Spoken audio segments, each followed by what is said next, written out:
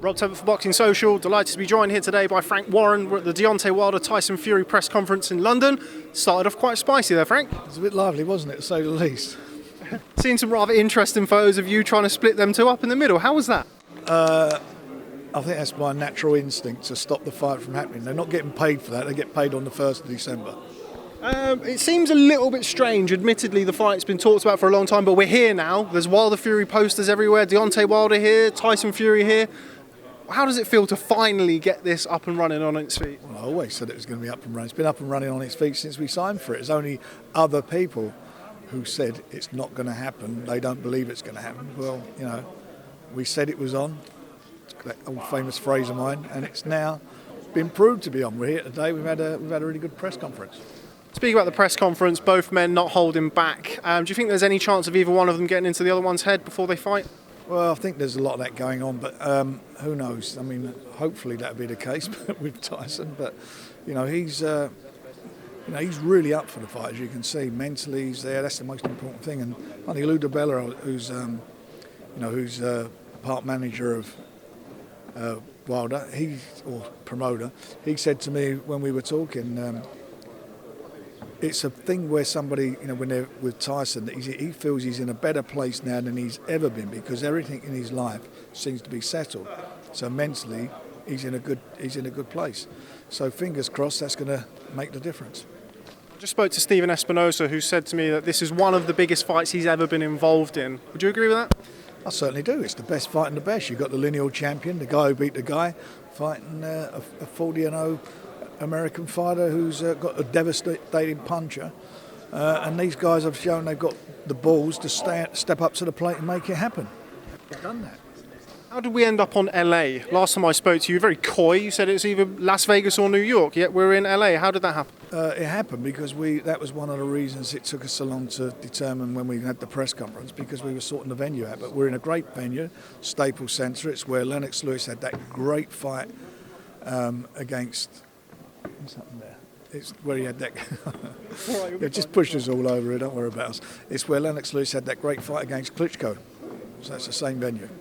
Where are we with regards to Undercard? It seems to me like every man and his dog has been linked with an appearance on the Undercard. Where are we with that? Well, we've got no dogs or men on it yet. We haven't determined who's going to fight on there yet. I think the main event's enough to be getting on with it at the moment. Where are we with regards to Billy Joe Saunders? As I see, there's some confusion about what actually happened with regards to his test. Can you clear that up for me? Well, it's quite simple. He took a Vada test, which is a voluntary association, which is not affiliated to any governing body. They then made their report saying that he was tested positive for, I think it's trioxylene or oxylofrin. And the bottom line of that is he did have that in his system, but he took it from a nasal spray. That particular drug, which you get in a common nasal spray, if you had that done under UCAD or WADA, which is the official world testing organisation, Test the Olympians, or Boxing Board of Control, it would not come up as a positive. It would be allowed as it's in competition.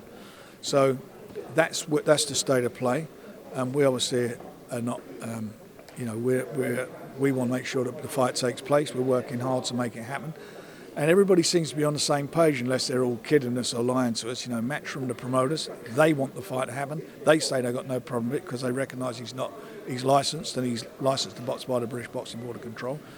Obviously, Bill wants it. We want it as the promoters, and also his management wants it.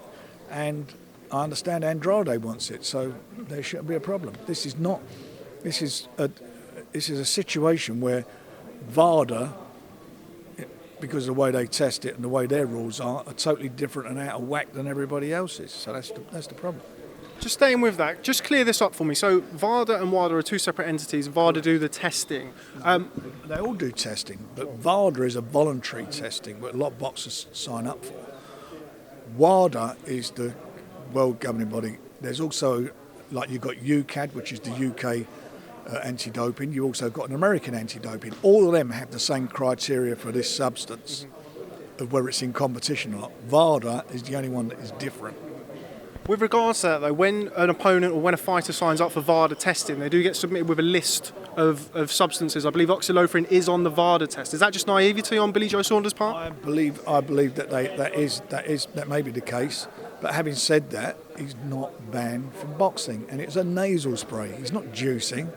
He took a nasal spray. It's an ingredient in the nasal spray, and I'm sure if there had been any problems, the Boxing Board of Control, especially with what's been going on in his life at the moment, they'd whip his licence away. So, that's the position. And we want the fight to go ahead, and we're working and lobbying very hard to ensure that happens.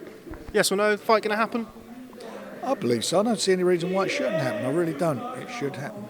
And just finally, what can you tell fans who are going to be tuning in December the 1st when Deontay Wilder and Tyson Fury square off at the Staples Center in LA? Well, if you're either going to be there or you're going to be watching it on BT pay-per-view, one thing's for sure, I think you're going to see a great fight. This is the biggest fight out there, and you're going to see a great fight. And I think you're going to see a fight that you don't expect. It's going to go against all what everybody thinks is going to happen. I'm convinced of that. How do you mean, Frank? Don't leave me like that. Style-wise, you'll see on the night.